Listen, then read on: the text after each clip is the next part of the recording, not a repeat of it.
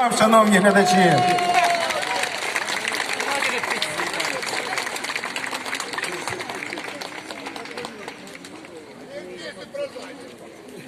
Здолає все могутній наш народ.